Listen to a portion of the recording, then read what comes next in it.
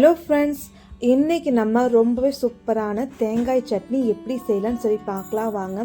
Hotel ஸ்டைலில் இந்த மாதிரி ஒரு டைம் நீங்கள் தேங்காய் சட்னி சாப்பிட்டு பாருங்கள். 10 இட்லி சாப்பிட்டாலுமே பத்தாதுங்க. இப்போ வாங்க வீடியோக்குள்ளே போயிடலாங்க. ஃபஸ்ட்டு நம்ம தேங்காய் சட்னி எப்படி செய்யுதுன்னு சொல்லி பார்க்கலாமா? அதுக்கு ஃபஸ்ட்டு நீங்கள் ஒரு மிக்ஸி ஜார் எடுத்து வச்சுக்கோங்க. மிக்ஸி ஜாருக்குள்ளே பார்த்தீங்கன்னா நான் காஞ்ச மிளகா சேர்த்துக்கிறேங்க. நமக்கு எவ்வளோ காரம் தேவையோ அதுக்கேற்ற மாதிரி நம்ம காஞ்ச மிளகா சேர்த்துக்கலாங்க. நான் பார்த்தீங்கன்னா ஒரு 4 போல் காஞ்ச மிளகா சேர்த்துருக்கேன். அதுக்கப்புறம் பார்த்தீங்கன்னா தேங்காய் பார்த்தீங்கன்னா சின்ன சின்னதாக நறுக்கி வச்சுட்டு ஒரு கைப்பிடி அளவு மட்டும் தேங்காய் சேர்த்துக்கோங்க. அதுக்கப்புறம் பார்த்தீங்கன்னா கொத்தமல்லி நல்லா வாஷ் பண்ணிவிட்டு ஒரு கையளவுக்கு கொத்தமல்லி சேர்த்துட்டு பின்னாடி கொஞ்சமாக நீங்கள் புளி சேர்த்துக்கோங்க. புளி சேர்த்துமே பார்த்தீங்கன்னா ஒரு 5-6 பூண்டு பல்ல நீங்கள் சேர்த்துக்கோங்க. அதுக்கப்புறம் நீங்கள் ஒரு கப் அளவுக்கு நீங்கள் பொட்டுக்கடலை சேர்த்துக்கோங்க. அதுக்கப்புறம் இன்னொரு கப் அளவுக்கு வறுத்த வேர்க்கடலையை சேர்த்துக்கோங்க.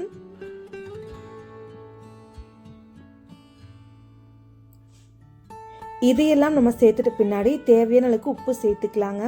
நான் பார்த்தீங்கன்னா கொஞ்சம் போல் கல்லுப்பு சேர்த்துக்கிட்டேன். இதை நம்ம மூடி போட்டு நைஸாக அரைக்காமல் கொஞ்சம் கொரகொரப்பாக அரைச்சிட்டு வந்துடலாங்க. பாருங்க, கொரகொரப்பாக அரைச்சிட்டு வந்துட்டுங்க. அதுக்கப்புறம் நீங்கள் ஒரு ஸ்பூன் வச்சு நல்லா கலக்கி விட்டு பாருங்கள், நல்லா கொரகொரப்பாக இருக்குங்க. இப்போ இந்த சட்னியை நம்ம ஒரு கப்பில் மாற்றிட்டு வந்துடலாங்க.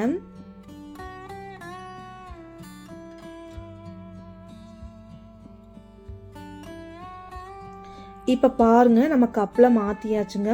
நம்ம இப்போ கொஞ்சம் கூட தண்ணி கலக்கலைங்க. நம்ம மிக்ஸி ஜார் இருக்கு இல்லையா, மிக்ஸி ஜாரை அழைச்சி நம்ம தண்ணி ஊற்றிக்கலாங்க. நமக்கு எந்த அளவுக்கு தண்ணி தேவையோ அந்த அளவுக்கு மட்டும் நம்ம தண்ணி ஊற்றிக்கினா போதுங்க. இல்லை நீங்கள் ஒரு வேலையை கெட்டி கூட நம்ம வச்சுக்கலாங்க. நான் பார்த்தீங்கன்னா ஃபுல்லாக மிக்சிலே தண்ணி ஊற்றி நல்லா அழைச்சி ஊற்றிக்கிட்டுங்க. இப்போ சட்னிக்கு ஒரு தாளிப்பு கொடுத்துடலாமாங்க. ஒரு கடாய் வச்சுக்கோங்க. கேஸ் ஸ்டவ் ஆன் பண்ணிவிட்டு கடாய் நல்லா காஞ்சதுமே ஒரு 4 டீஸ்பூன் போல் எண்ணெய் ஊற்றிக்கோங்க. எண்ணெய் நல்லா காயிட்டுங்க. எண்ணெய் நல்லா காஞ்சதுமே ஒரு 1/4 டீஸ்பூன் போல் கடுகு சேர்த்துக்கோங்க. கடுகு சேர்த்ததுமே பார்த்தீங்கன்னா ஒரு கொஞ்சம் போல் கடலப்பருப்பு நம்ம சேர்த்துக்கலாங்க. இது கூடவே நம்ம ஒரே ஒரு காஞ்ச மிளகாவும் சேர்த்துக்கலாங்க. கடலப்பருப்பு பாருங்கள் கொஞ்சம் கலர் மாறுங்க. இப்போ நம்ம ஒரு ஸ்பூனோ இல்லை கரண்டியை வச்சு நல்லா வதக்கி வச்சுங்க. அந்த கடலப்பருப்பு கொஞ்சம் கலர் வரட்டுங்க. இப்போ பாருங்கள், கடலப்பருப்பு நல்லா கலர் வந்துருச்சு. இந்த ஸ்டேஜில் நம்ம பச்சை கருவேப்பிலை ஒரு கொத்து போல் நம்ம சேர்த்துக்கலாங்க. சேர்த்துட்டு நீங்கள் ஒரு ஸ்பூன் வச்சு நல்லா கலக்கி விட்ட பின்னாடி இப்போ நம்ம சட்னிக்கு தாளிச்சிடலாம் வாங்க.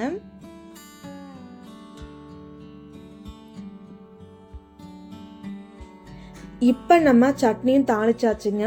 அடுத்தா பார்த்து நம்ம தாளிச்சுள்ளிய கடாயில் அதில் கொஞ்சமாக தண்ணி ஊற்றிக்கலாங்க. கொஞ்சமாக நீங்கள் தண்ணி ஊற்றிட்டு அரைச்சி சட்னி கூட நீங்கள் சேர்த்துக்கோங்க. இதையெல்லாம் நீங்கள் சேர்த்த பின்னாடி ஒரு கரண்டி வச்சுக்கோங்க. கரண்டி வச்சு நல்லா கலக்கி விட்டுக்கோங்க. இந்த ஸ்டேஜில் உங்களுக்கு உப்பு கரெக்டாக இருக்கான்னு சொல்லி செக் பண்ணிக்கோங்க. அப்படிலாம் நீங்கள் கொஞ்சமாக ஆட் பண்ணிக்கோங்க. எனக்கு பாருங்கள், உப்பு காரம் எல்லாமே கரெக்டாக இருக்குங்க. நான் இந்த அளவுக்கு சட்னி திக்னஸாக வச்சுருக்குங்க. ரொம்பவே டேஸ்ட்டாக இருக்குங்க.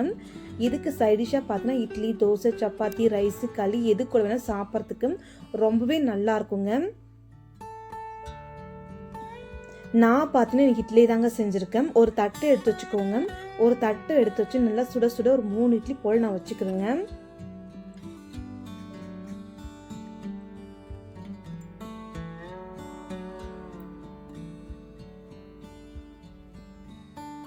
இட்லி நம்ம வச்சாச்சுங்க.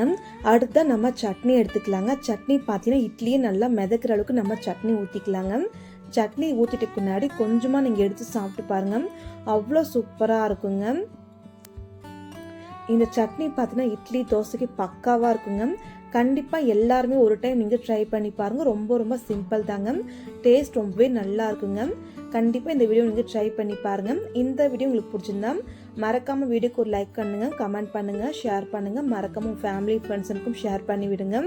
நீங்களுமே ட்ரை பண்ணி பாருங்கள் மேம். Thank you friends. நாளைக்கு பார்க்கலாம் வேறொரு வீடியோவில். வாங்க எல்லாருமே நம்ம சாப்பிட்லாம்.